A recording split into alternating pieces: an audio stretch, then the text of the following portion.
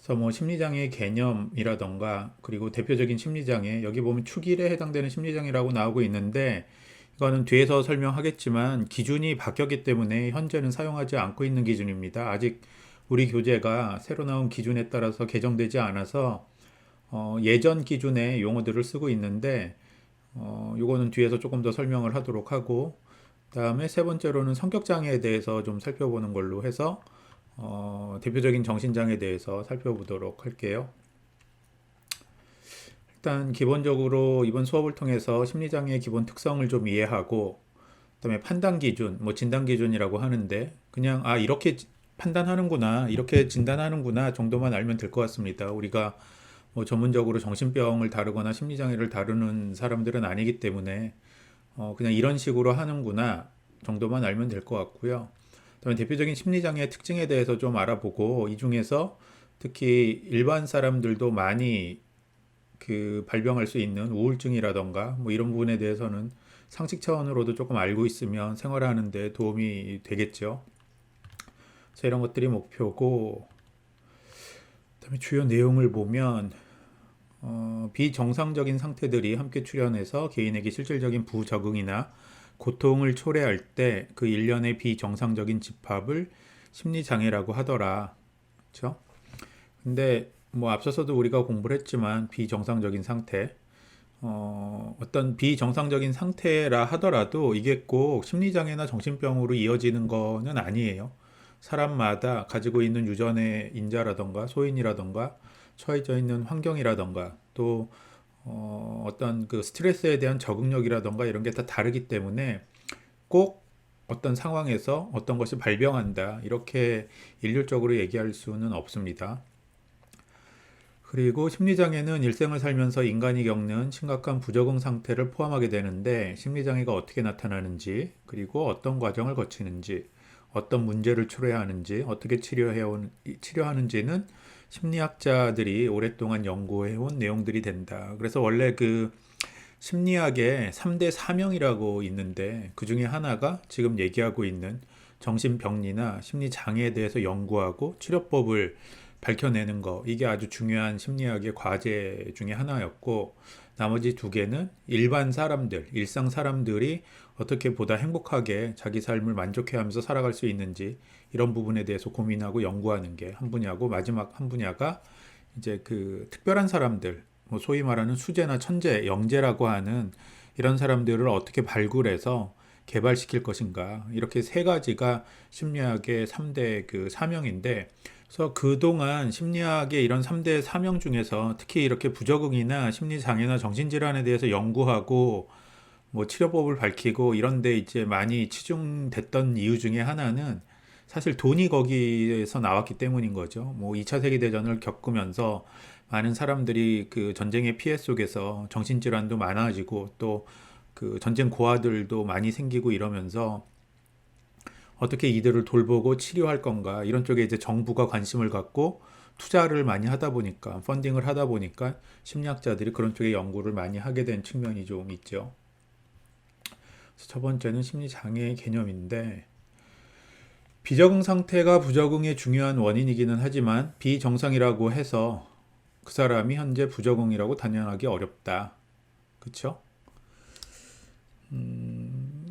또 비정상적인 어떤 생각들, 그다음에 뭐 행동들, 정서 이런 것들이 있을 수 있지만 저거는 왜 이런 상황에서 저런 생각을 하지? 왜 이런 상황에서 저런 걸 느끼지? 이렇게 얘기해서 좀 이상하다, 정상이 아니다라고 얘기할 수 있지만 그게 꼭 부적응을 야기하는 원인이 되지는 않는다라는 거죠. 사람마다 다 다르다 그랬잖아요.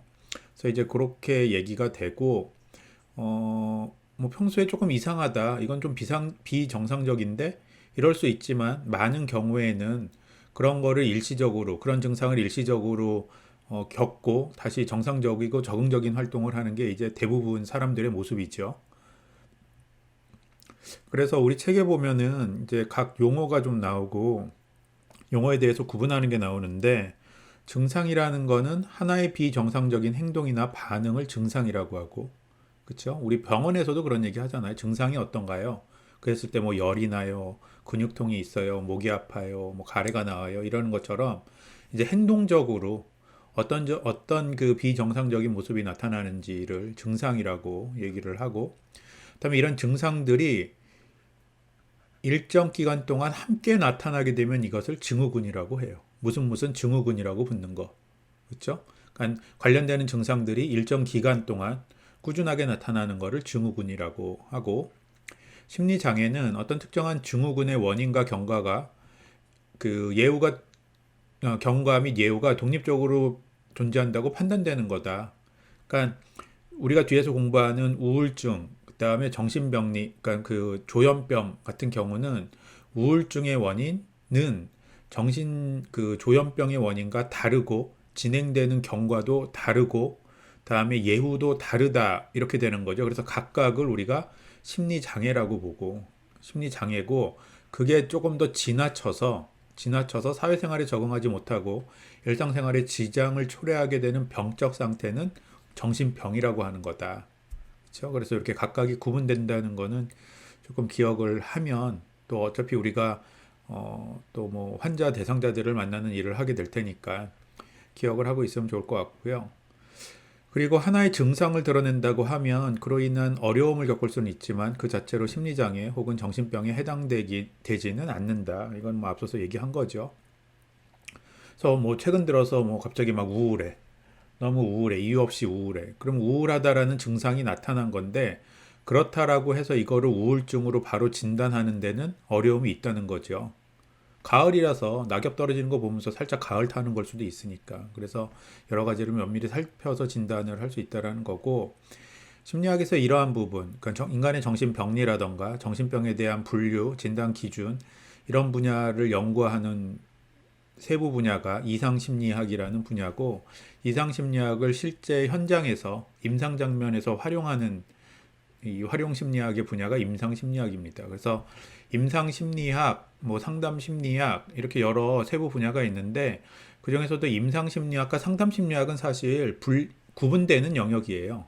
굉장히 구분되는 영역이고 임상심리학을 하는 사람들, 임상심리학자 내지는 임상심리사들은 정신병원에서 이 정신병으로 진단받은 사람들을 심리 검사하거나 아니면 그런 사람들을 상담 치료하는 일을 하는 게 임상심리사고, 상담심리사는 정신병에 입원한 정신병에 발병된 그런 사람들이 아닌 일반 사람들이 일상생활에서 어떤 이유인지 조금 삶이 힘들고 부적응적인 모습이 나타나면 그런 부분을 상담으로 도와주는 게 상담심리사고, 이렇게 이제 구분이 되죠.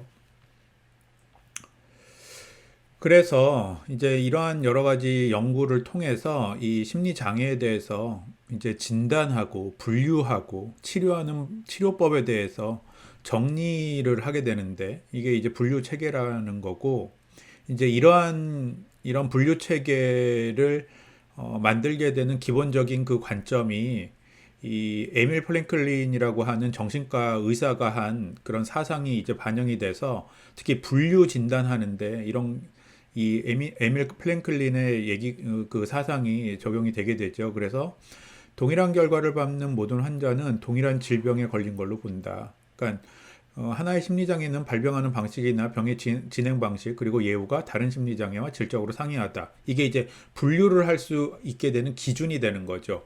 우울증이 발병해서 진행되는 경과나 조현병이 발병해서 진행되는 결과나 기타 뭐 불안장애가 발병해서 진행되는 경과가 다 이렇게 구분지고 달라진다. 그래서 이 관점을 가지고 이제 분류 체계를 만들게 됐죠.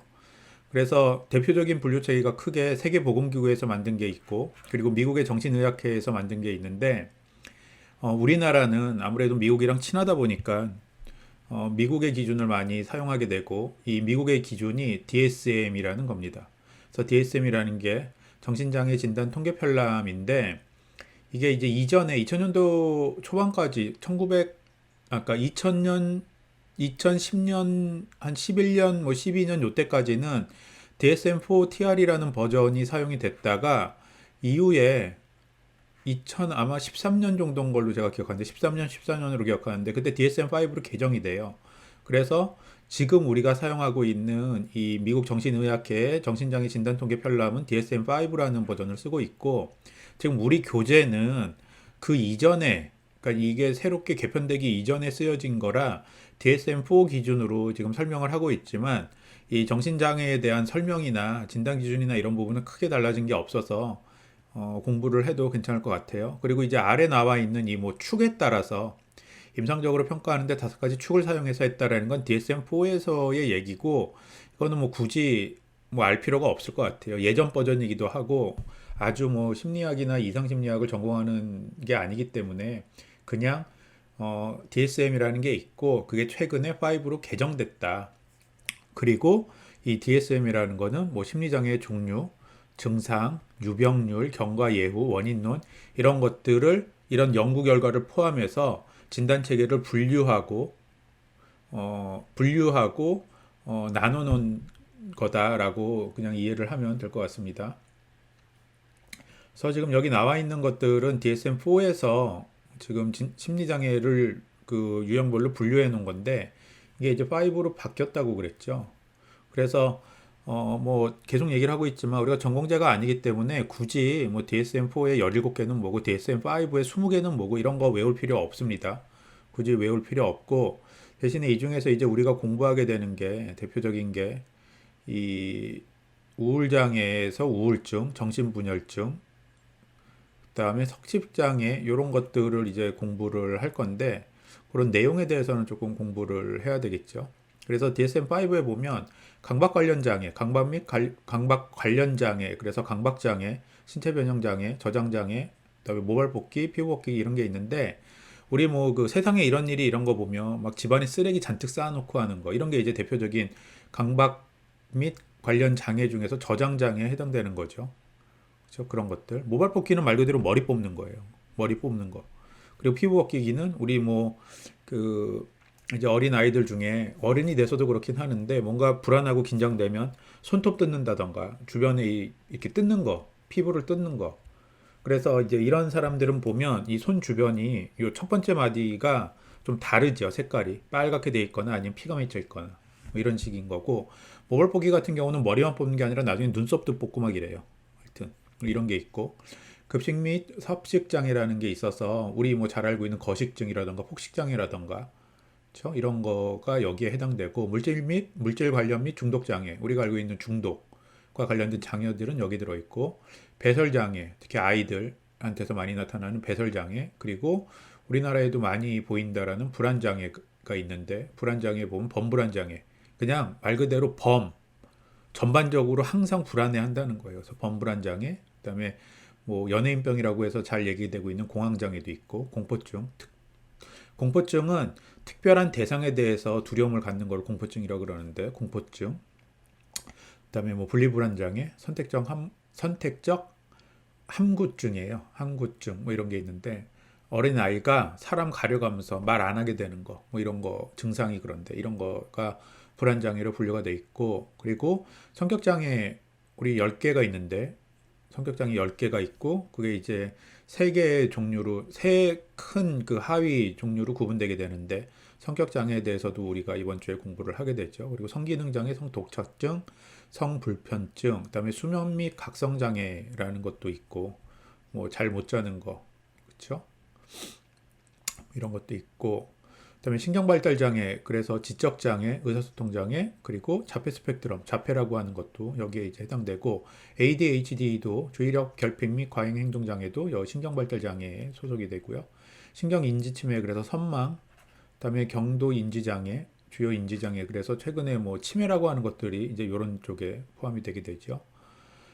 그리고 신체 증상 및 관련 장애가 있고, 그러니까 이게 마음이 아픈데 마음이 아픈 거를 적절하게 치료하거나 뭐 다루지 않으니까 몸으로 증상 나타나는 걸 이제 신체 증상이라 그러는데 이런 게 있고 양극성 장애, 양극성 장애 우울했다가 조증 왔다 갔다 하는 거 양극성 장애라 그러고 그다음에 외상 후 스트레스 장애 및 그러니까 외상 및 스트레스 관련 장애 그래서 외상 후 스트레스 장애가 있는데 이제 관련 종류들 증상의 정도에 따라서 이렇게 구분을 해놓고 있고요. PTSD 그다음에 우울장애가 있고 우울장애도 그냥 우울증 하나만 있는 게 아니라 주요 우울장애 이게 이제 우리가 일반적으로 얘기하는 우울증이 되고 지속성 우울장애, 월경정 불쾌장애, 파괴적 기분조절장애 이런 것들도 이제 우울장애 범주 안에 속하게 되는 거고 그다음에 우리가 공부하게 된 정신분열, 조현병 정신분열, 스펙트럼 및 기타 정신증적 장애. 그래서 이게 스펙트럼이라 그랬잖아요. 이렇게 무지개처럼 펼쳐 나타나는 거예요. 증상의 그 경중에 따라서 심각도에 따라서 정신증, 이 정신분열증에 대한 증세가 약간씩 다른데 이거를 쫙 펼쳐놔서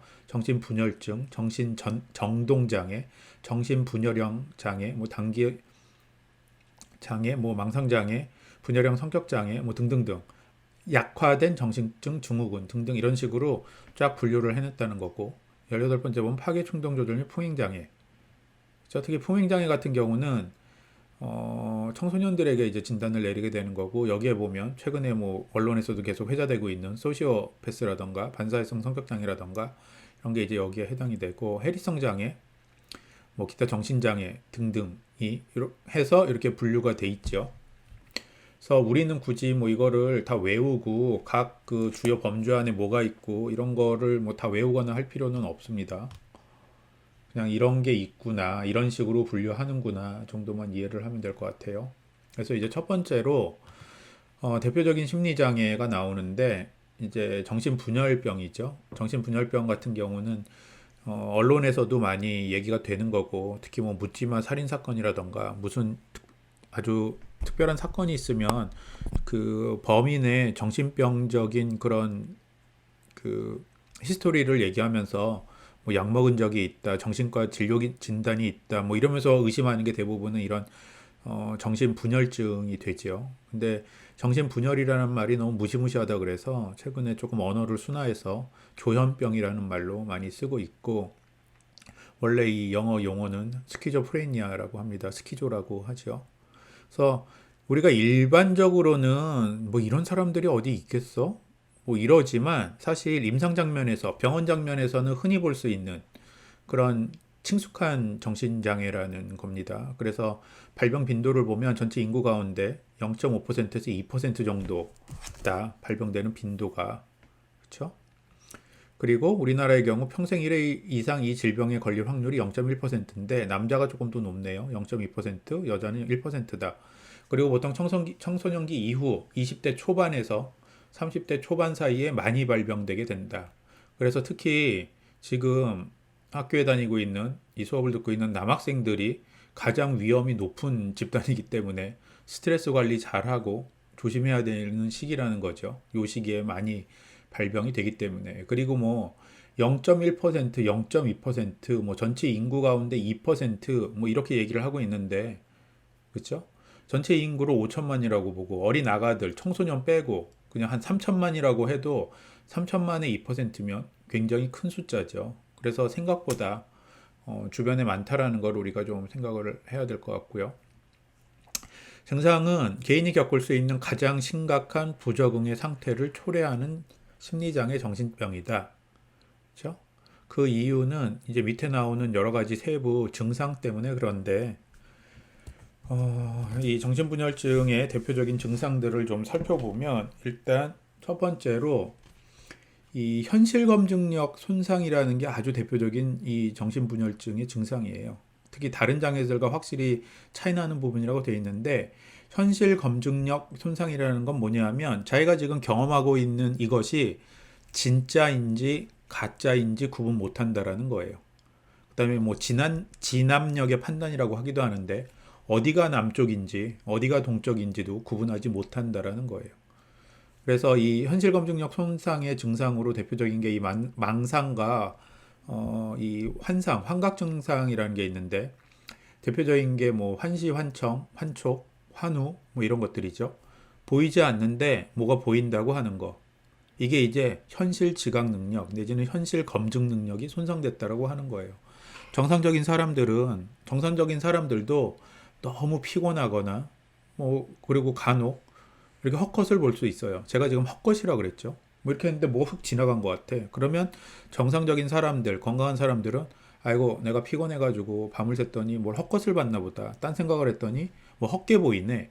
이러는데 정신분열증 환자들은 그거를 헛것이라고 하지 않고 진짜라고 믿는다라는 거죠. 그래서 그게 이 현실 검증력 손상이라는 게 그런 얘기고 환청도 마찬가지예요. 우리도 가끔 이상한 소리 듣잖아요. 그러면 정상적인 사람들은 아유 내가 뭐 헛것을 들었나 보다. 이상한 소리가 들리네. 이래버리는데 이 사람들은 진짜 소리라고 믿는다는 거죠. 그래서 그 묻지마 살인 사건 같은 경우에 이 사람들이 하는 얘기가 죽이라고 누군가가 얘기했다라고 자꾸 얘기하잖아. 죽여라, 죽여라, 죽여라. 뭐 네 엄마든 누구든 죽여라. 또 이 정신분열증 환자들이 자살도 많은데 건물에서 뛰어내려라. 뭐 지하철에서 점프해라. 뭐 이런 소리가 들리는데 보통 사람들, 정상 사람들은 이게 이상한 소리고 헛것이야라고 하지만 이 사람들은 구분이 안 되기 때문에 진짜와 이런 환상이, 그래서 이런 문제가 생기고, 환촉은 뭐가 만져지는 거, 그쵸, 느낌이 있다라는 거, 그 다음에 환우 같은 경우는 냄새가 난다는 거, 이런 것들이죠. 그래서 이게 대표적인 이제 환각 증상이 되고, 또 정신분열증 환자들이 보이는 대표적인 증상 중에 하나가 망상이라는 게 있어요. 그래서 망상이라는 거는 아주 명백하게 이 이 사람이 얘기하는 것과 상반되는 객관적이고 합리적인 증거가 있음에도 불구하고 여전히 자신의 생각을 믿는 거를 망상이라고 그래요. 비합리적인 신념. 그래서 예를 보면 뭐 피해망상, 과대망상, 종교망상, 신체망상, 애정망상, 관계망상 등이 있는데, 피해망상이란 말은 우리가 일상에서도 많이 쓰죠. 그래서 근데 여기서 얘기하는 피해망상 같은 경우는 이런 거예요. 우리 국정원이 나를 항상 따라다니면서 감시하고 있어. 그 국정원이 나를 감시하기 때문에 내가 공부도 제대로 못하고 뭘 마음대로 할 수 없어. 그러면서 나한테 피해를 주잖아. 이렇게 생각하는 게 피해망상의 대표적인 증상이고, 그렇죠? 그다음에 과대망상 같은 경우는 사실 뭐 다 우리가 평범한 사람인데 자기는 굉장히 특별한 존재라고 믿는 거예요. 굉장히 특별한 존재라고 믿으면서 뭐 이제 옆에 종교망상이랑도 비슷한 형태로 나타나기도 하는데, 내가 메시아다, 예수다, 뭐 이래간 헛소리, 우리 지금 헛소리라고 제가 또 얘기하잖아요. 이런 소리 하는 거, 자기가 예수라고 본인들은 믿는 거죠. 그래서 이런 것들이 과대망상, 종교망상이 되고, 신체망상 같은 경우는 뭐 예를 들어서 뭐 참 이런 얘기 하려니까 웃기는데, 내 주먹은 뭐 돌쇠 주먹이다. 그래서 뭐 다 뭐 이렇게 휘두르면 다 부서지고 그래. 그래서 막 주먹을 아무 데나 휘두르고, 그렇죠? 내 다리는 무슨 다리다. 그래서 높은 데서 막 뛰어내리고, 이런 거 이제 신체망상이라고 그러고, 애정망상은 좀 행복한 망상인 것 같아요. 유명 연예인이 자기를 좋아한다고 생각하는 게 애정망상이에요.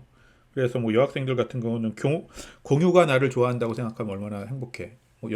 그 남학생들 같은 경우는 뭐 설현이나 뭐 이런 이쁜 여자 연예인들이 나를 좋아하고 사랑한다니까 이렇게 믿는 거.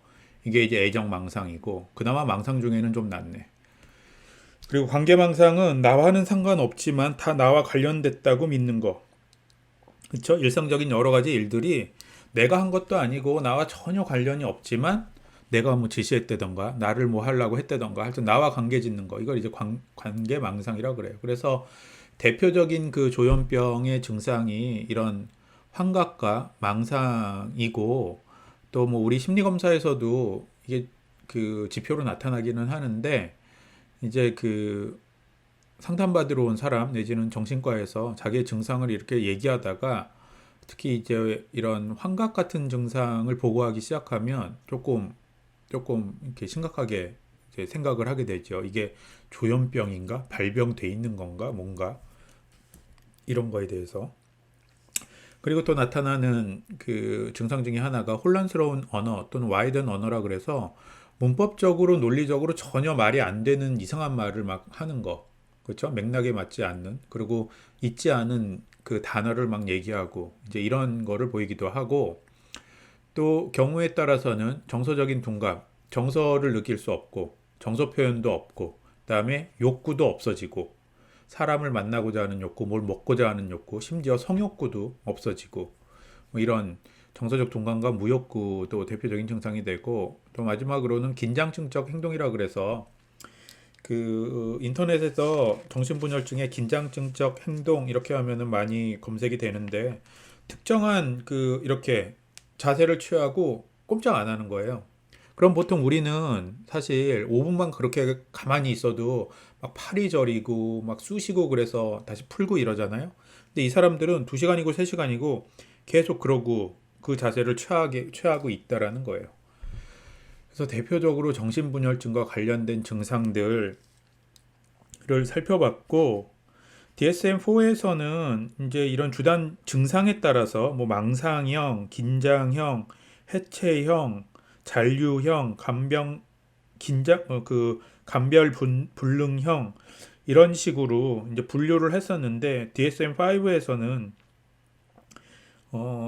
그렇게 분류를 하지는 않고 다만 이제 증상에 따라서 양성 증상, 음성 증상 이렇게 두 개로 나누는데 양성 증상이라는 거는 일반 사람들에게는 나타나지 않지만 이 정신분열증 환자들에게서만 나타나는 증상을 얘기하고 대표적인 아까 얘기한 망상, 환각, 와이드 언어나 행동 이런 것들이 이제 양성 증상이고 음성 증상 같은 경우는 일반 사람들에게서도 보여지기는 하는 어떤 그 적응적인 결여 상태를 얘기하는데 그러니까 증상적인 측면에서 보면은 정상인에 가까운 거라는 거죠. 그래서 뭐 정서적인 이 둔감, 언어적 빈곤, 의욕 저하, 쾌락의 감소, 대인관계의 무관심 이런 것들이 이제 음성 증상이라고 해요.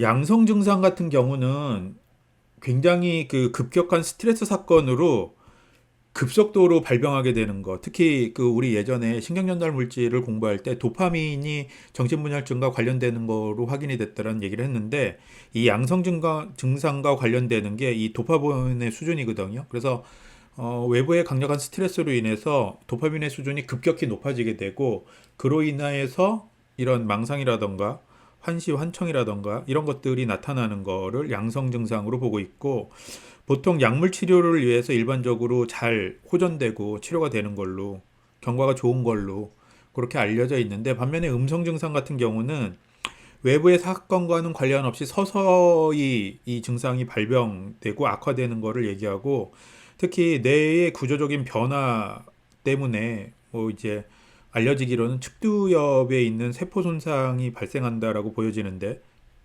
그 확인됐는데 아마 유전적인 것과 관련이 되는 걸로 그렇게 지금 확인이 되고 있죠. 그래서 음성 증상 같은 경우는 약물에 의해서 잘 치료도 되지 않고 또 경과도 좋지 않은 걸로 그렇게 알려져 있습니다.